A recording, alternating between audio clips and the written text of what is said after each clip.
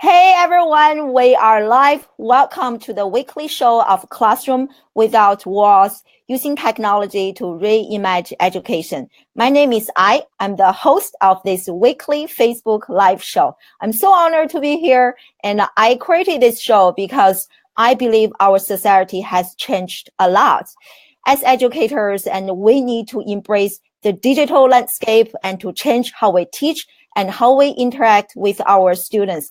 On this show, I interview leading professionals like Alan Heppenstall and educators regarding topics related to social media, technology, education, change, innovation, and disruption. If you are new to the show, thank you so much for being here. If you are a returning attendee, you know how much I love you and your support means to me. And if you are watching this on replay, thank you, future people. Today, I am so honored to have Alan Heppenstall join us as my guest of honor. Alan is the CTO and co-founder of Accredible, which is an incredible e-learning company and platform. So Alan is going to join us today and share with us and talk about digital disruption, digital information age, and education and online learning. And thank you so much for joining us, Alan, and welcome to the show. I'm looking forward to hearing and learning from you. Thank you very much for having me. Oh, I see that we have a bunch of people joining us live. Shval, Rona, I hope I said your name correctly, and Zala, and some of my other friends. Thank you so much for being here today, and I truly appreciate you. Can you please type in the comments where you are joining us from and how is your day has been going? We have a very global audience, Alan. We have people from all over the globe, which is really nice. But anyway, do you want to add something to my brief introduction there of you? Anything like your personal life? Anything that I didn't mention? Just to say thank you very much for having me. The international audience is something that really matters to me. We're an international company with people based all across the globe, and I love that. I'm sat in the UK right now. You're sat in Korea right now, and we're doing an interview without borders. It's exactly what it says on the tin. This is why, classroom without walls. This is how I learn, my friend. Yes, exactly. And if you don't mind, giving this show a share to your Facebook or Twitter or other social media channels so that more people could come join us and check out the content and what Alan is about to share with us. Thank you so much. And we are just going to get started here. So Alan, you are a young and successful business owner, and you are the CTO and co-founder of an industry leading e-learning company, and which is really impressive. Can you please share with us how did you get started on this journey, and what made you, and what is your why? Why are you so passionate about online education? I guess really it started because of social mobility, and if you want to have a really positive impact on the world, I think there are two areas that of focus that make sense. They're probably education and medicine, and I didn't know anything about medicine, but it really started in college. So I met my co-founder Danny when we were both doing our undergraduate degrees, and at the time, we both had aspirations to be programmers and just work in industry. But we sort of, started to realize we wanted to do something a little bigger than that and raise our ambitions a little. And we both had this personal story of, we got into Durham University, which is quite a prestigious college in the UK. But we didn't really deserve to be there. Both of us had gone to, not the best high schools, and we didn't have the best grades. And we were fortunate, and a few sort of stars aligned that meant we were there. And this to us was just an incredible experience. And we thought, hey, this is really important. If we can help other people to get access to education and help other people to gain the right opportunities, then that's just really important for social mobility, and that's something that really matters to us. I also think that, the world of education is changing a lot, and it's an incredibly exciting time to be in the industry. We're seeing a lot of move towards lifelong learning, workplace skills. I think there's an explosion of new ways to learn, and employers need to understand what that learning is, which is why we sort of focused on the credentialing side. And already today, there are people who don't do an undergraduate degree who are successful in their careers. But right now, that's a minority, and those people are exceptions. I don't think a degree in the traditional sense is the right thing for everyone. And I'm really excited about helping people who follow whatever path is right for them to gain employment that is going to be well suited for them. Wow, that's quite incredible. And I know why I love you, why I want to have you on the show, because everything you mentioned, I was just like, yes, lifelong learning. And I just kind of have this question on the spot. You mentioned that college degree may not be very necessary, at least for a small segment of the population. So I don't know how large your company is. So if you were to hire maybe a fresh young graduate or young people, what are some things that you will be looking for, like to hire those people? Some qualities that you will be looking for is, if college degree is not essential or that important, what else? Like, what are something like important that you will be looking for? That's a good question. We try and practice what we preach when we do hiring, and we've never made a degree a requirement for hiring any role in our company. And what we really look for is we look for people to be able to demonstrate as best we can in the interview and assessment process that they can actually do the job that they're applying for. I'll give you a quick example from the last time we hired an engineer to work on my team to help build product.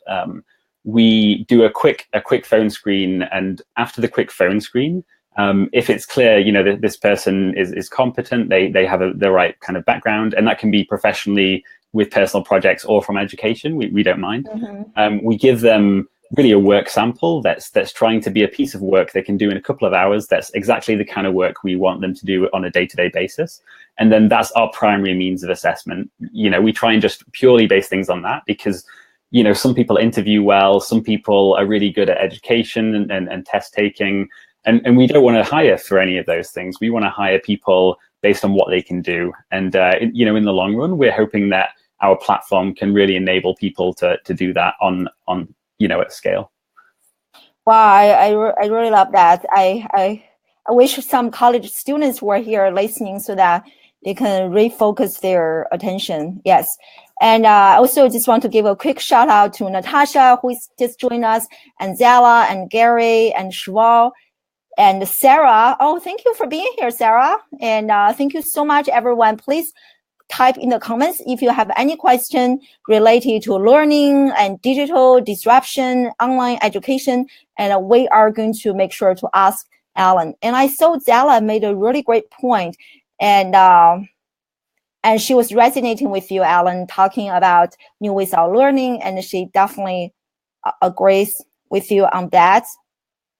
And Shva also made a great point. College is not for everyone. It is for certain people who needs to become disciplined in making it in the world. I so agree. I think there is definitely a place for college education. We have lots of students who are lost, who need a certain directions, and we have lots of educators to help them, to guide them. But if you are really great at self-paced learning, self-directed learning, you are already learning so much on your own, and you are doing internships on your own. And I think maybe you can think about taking a different route. Yeah. I totally agree. I think the key thing is that you get such a variety of different people. To try and say that everyone should follow the same educational model just seems obviously wrong. You should let people choose how they want to learn, and we should be building educational programs that support the different types of learning that people have, not trying to fit everyone into the same mold. Yeah, this is the point I was looking at, and she made that, like, lots of people will be saying that we have been doing this for like a number of years and we don't want to change. And I hear that in higher education all the time, which is so true. Yes, great comments and great points. And you received your undergraduate and graduate degree in computer science from the United Kingdom. I'm curious to learn, how has your education prepared and not prepared you for your career and business development? That's a very good question. It's one that I think a lot of people ask, at some point during their career. Building a software startup like Danny and I are building is really about two things in the very beginning. It's either you're talking to customers or selling a product, or you're making the product. My computer science education definitely helped me to be ready to build products. We never use the kind of modern technologies or frameworks that we end up using in industry, but all the fundamentals are the same. I think, for building a company and leading a team, there were lots of experiences that I did in my higher education that were really helpful. One example is we did a group project where we had a randomly assigned team. And that was very interesting, because it was a case of, learning how to lead a team and learning how to work with people in a very realistic work environment.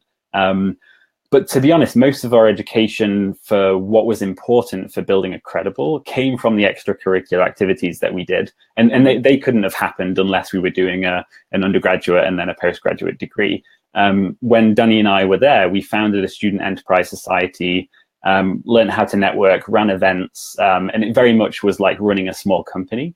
And, it was really the college that we were at which had the network and the resources to allow us to do those things. I do look back sometimes and think, I wish I would have learned more of this or less of this during my degree. But when I speak to my peers who were there at the same time, everyone wishes for something different. One person, I always wish that we spent more time on software design patterns and learning how to build teams and the things that I now need to do. One friend, it's really about computer architecture, and they wish they would have spent more time on that because that's the career path they've followed. Another person, it's really on the mathematics side. They wish they'd spent more time on maths. And I think it's unfair to expect that an institution can prepare everyone for the myriad of different careers that Absolutely. They can go into. But yeah, I absolutely couldn't have been doing what I am doing today without the help of that degree.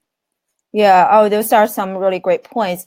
And in that case, I'm just curious, some people, they take a gap year after high school before they join college. Do you recommend that? Or I'm just trying to think of ways to better integrate people's career passion or interest with their education. And so do you recommend something like taking a gap year, or what's your take 100%. On this? Yeah, I think not necessarily a gap year for traveling, but I think that can be great for some people. I had a year before I went to higher education, but I just worked. I just had a job at a web design company, earning minimum wage. Just still living with my parents. But that was a really great experience. That taught me a lot of life lessons that I'm glad I learned before I finished my education, because it allowed me to get more out of education. I 100% recommend that. I think life and building a good career path is about variety, and it's about experiencing a lot of different things. So a gap year is a way to embrace that idea and to really make the most of that. Absolutely. And then Natasha made a great point talking about experiential learning. I so agree. We are in today's information age. You don't have to memorize information, but to really gain experience. And Shwa also said that college helped him indirectly to launch his business and fund his company. Those are some great comments. Keep them coming, everyone. And Alan, you have been doing amazing. And thank you. Thank you. And so we are definitely in today's information age. So how do you think today's digital revolution is influencing, or maybe to a great extent disrupting, traditional education and traditional learning? There's an analogy I like to use with our customers when we're talking about entering a digital age. Let's just take a really straightforward example, like accounting software, right? We could have digitized that by taking photos of checks, taking photos of accounting ledgers and things like that, and we could have uploaded them and said, hey, that's digital now. that is digitization, and it's becoming part of the information age, but it's not really taking advantage of any of the benefits of being part of the information age. By making the data structure fundamentally digital, we can now pull reports from, for something like a profit and loss from the click of a button. We can reconcile accounts automatically. We can handle an array of transactions we never could before. And I feel at the moment, traditional education, for the most part, hasn't figured out how to be in the information age yet. They're using that first analogy. They're taking what they have offline and putting that online and expecting it to be different. We're uploading PowerPoints and we're asking multiple choice questions, but does that really do anything better than lecturing to a class and setting a paper-based exam? I don't think it really adds that much. I'd love to see education reimagined, and I think this is the path that hopefully will follow in the next few decades, just to see, what new capabilities do we have when we fundamentally change the model, rather than just doing the same thing we're doing now, but online. Yeah, just like follow up on that. So in your mind, what will be an ideal model for education, if you may? I think there's a few fundamental concepts that I think would be really interesting to experiment with. One is mastery-based learning, and the other one is personalization and personalized learning. Both of these are very difficult to achieve when you have an educational model that is one to many, where you've got one educational instructor to more than one person. Obviously, you have to teach to a class and or a lecture hall, and you're restricted about what you can do. But digitization opens the possibility of really having people learning on a singular basis, and having a personalized journey for them that changes and adapts as they run through that journey. And I think that doing it in a mastery-based fashion would make a lot of sense as well. Math is a really nice example. Most people everyone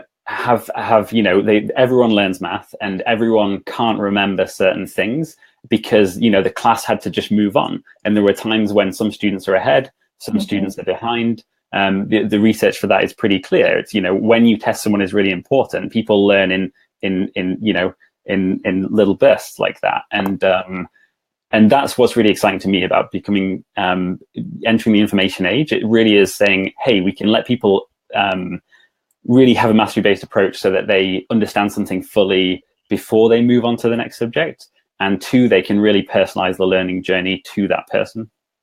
Yeah, those are some really great points. And as you were talking about this, I was just thinking about Khan Academy. I don't know if you are familiar with Khan. Yes, this basically, I don't know, people in the audience, if you have you ever heard of Khan Academy? Everyone in the audience, can you please type in the comment? And I'm really fascinated by their model. Basically, they made the same point, like when you are teaching classes, like my students, I cannot penalize them for like not doing the homework or not catching up by giving them a C or C minus or B minus. But I really feel like I don't really make sure that they close the information gap before they move to the next level. But with online learning and watching videos, and the students can really dive deeper into that piece of content and work on that problem until they solve the problem before they move on to the next stage. So I was just thinking about Khan Academy as you were talking about this. Yeah. It's a very nice example. I think Khan Academy are doing a lot of really important work in that space and trying to make that model work. Yeah. I almost feel like this is in my own mind, and it will be really great if we can combine something like a Khan Academy with experiential learning, project-based learning, hands-on learning, and then this digital space. If we can somehow combine the two, that will be really magical. And I will send my own children to that school.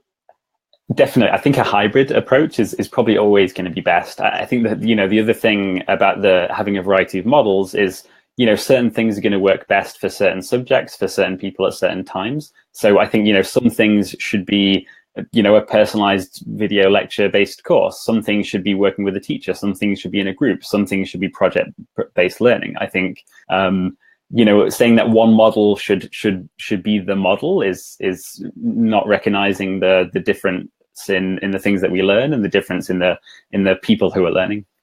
Yeah. Just so many great points. I was just thinking about myself. I used to, when I was a graduate student, at a big state level university in the United States. And our classes are very big. And I think sometimes 300 students, wow. 400 students. There's no way that we could offer personalized learning. I feel like the students who are paying attention to our classes were only the 10 students sitting in the front row of the class. The rest of them, they were just doing whatever, nothing to do with the class. Yeah, and I think if we say to change education, like the whole system, there like so many small pieces and big pieces also need to be changed, not just like changing how educators teach, but the infrastructure, bigger environment. Yeah.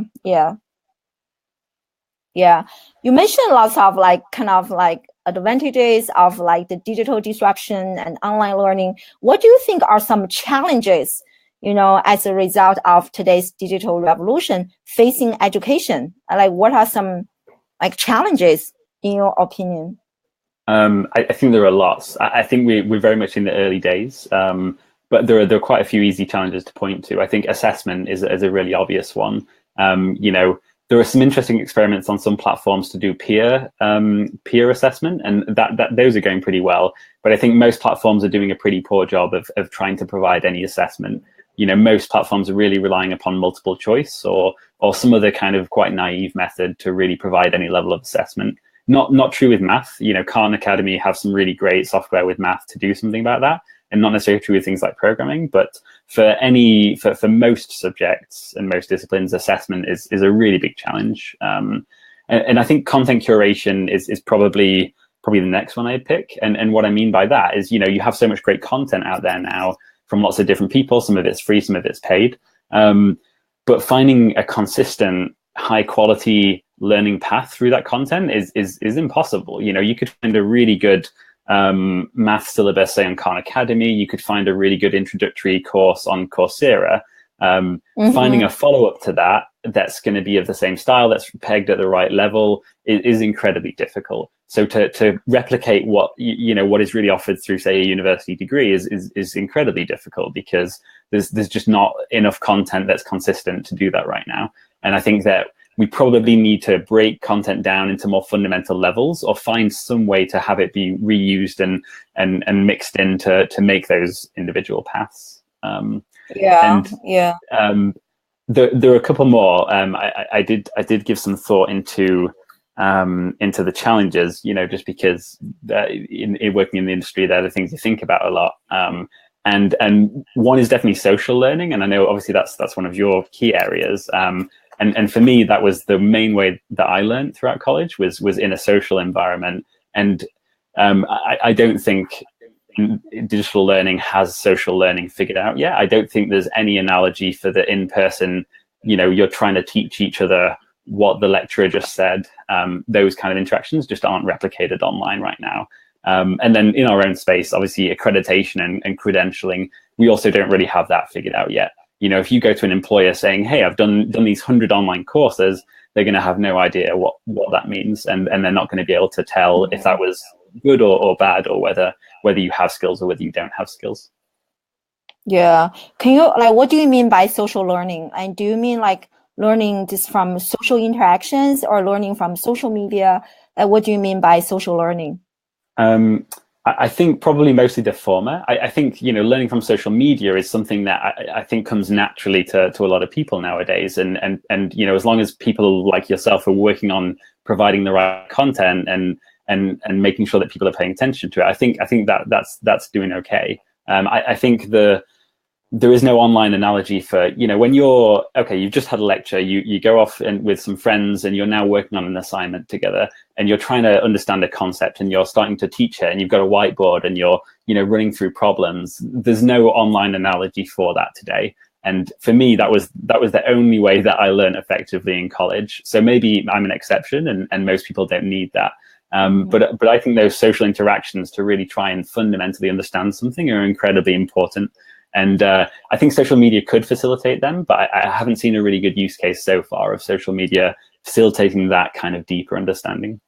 Yeah, it's great. Yeah, I love everything you shared, and I'm an advocate. I personally use lots of social media in my own classes. Like for example, one semester and my own like class, which is an introduction to PR class, and we use our class hashtag, and we collaborated with 2 other universities in our state in the United States. We had like kind of like 3 school inter collaboration and Twitter activity, which is really amazing. Really shows the power of how social media can just bring and students together and break down the physical barriers. Yeah.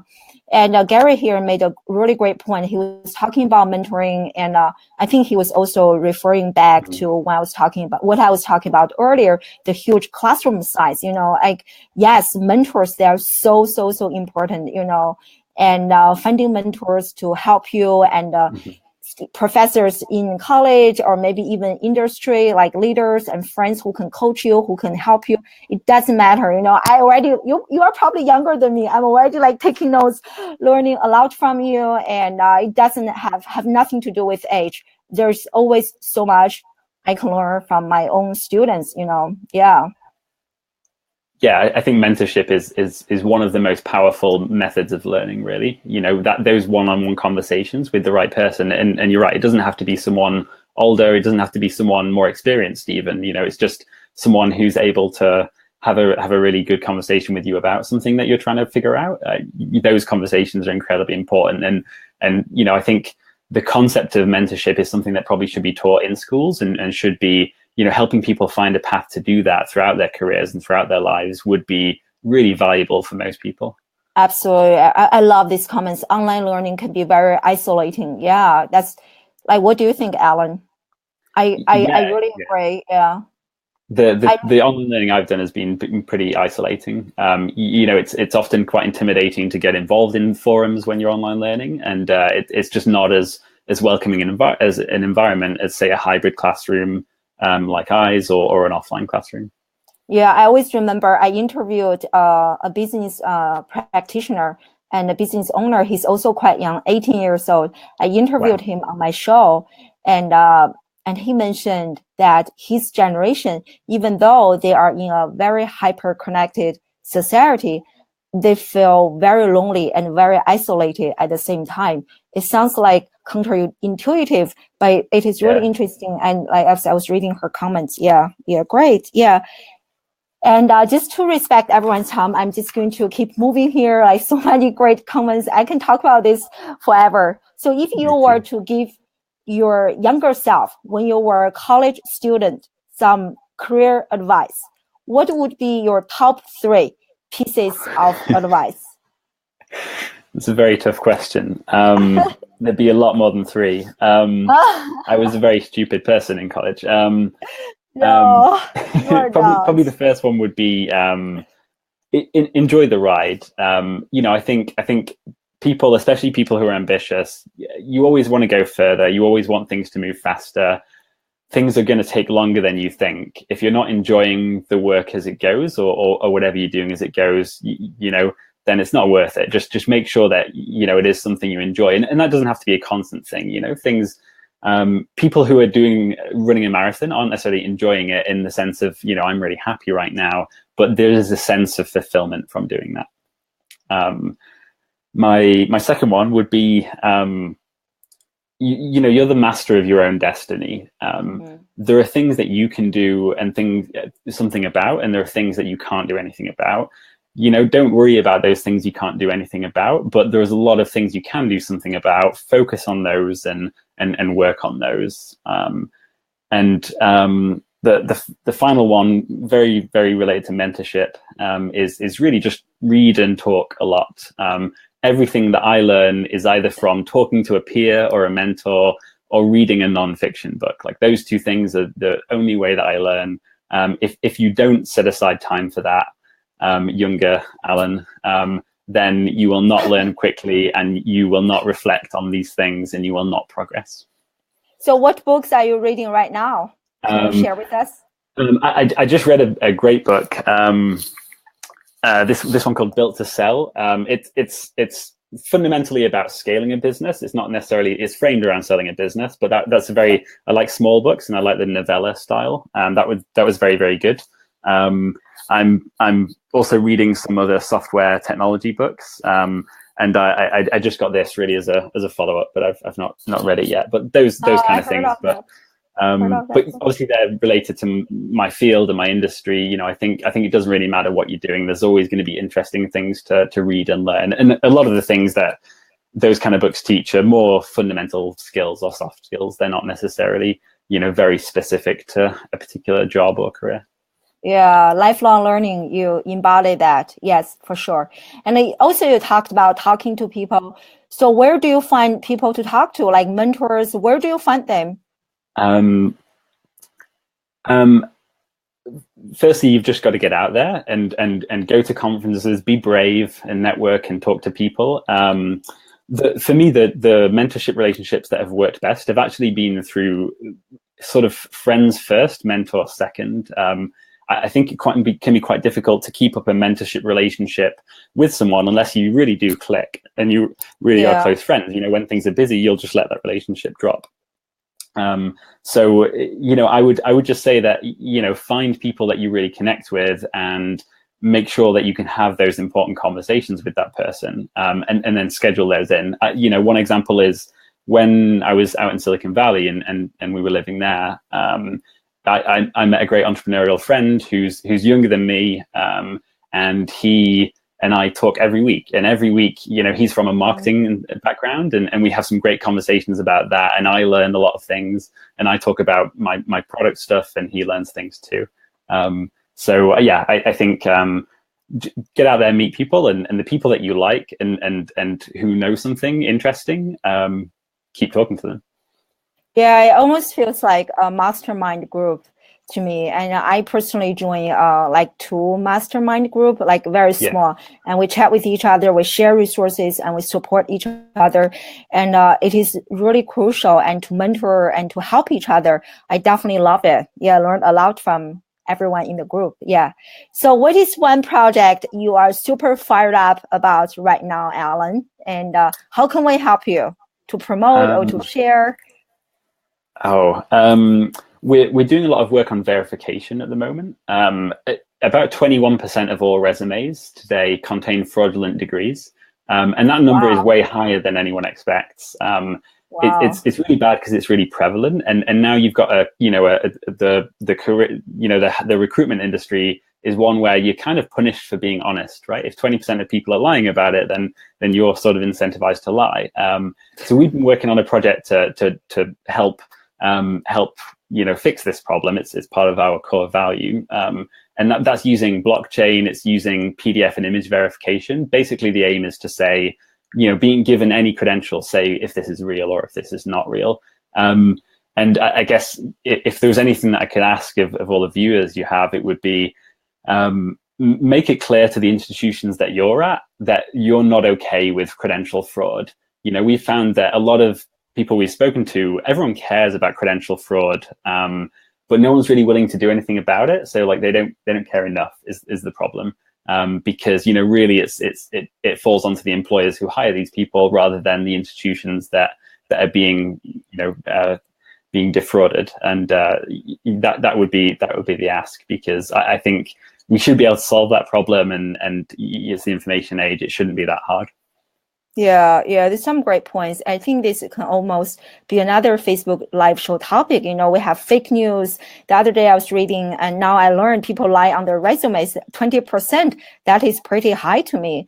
And the other day I was reading an article talking about how people can even, like, you know, that you can purchase followers on Twitter. That's no news to me, but you can even fake engagement. I was like, wow, it is like, yes, authenticity, you know, genuine human interactions. But anyway, great. We'll make sure to help you on that initiative.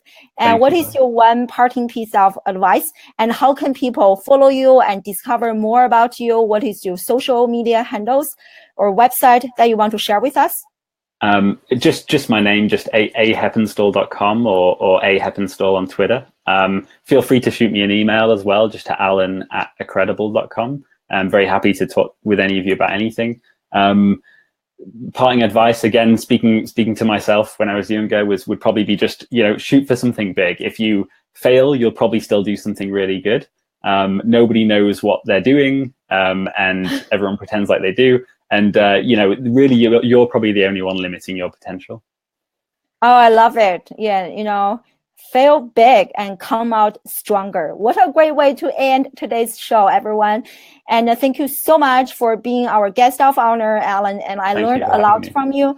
And thank you, everyone, for being in the audience. And I always love your questions, your comments, your participation, and simply being here every week, every Wednesday means so much to me. And I hope I can see you again next Wednesday. We have a superstar PR professional join us, Shanelli Burke. And I hope to see you the same time, same location. Enjoy the rest of your day. Thank you so much. Bye, everyone.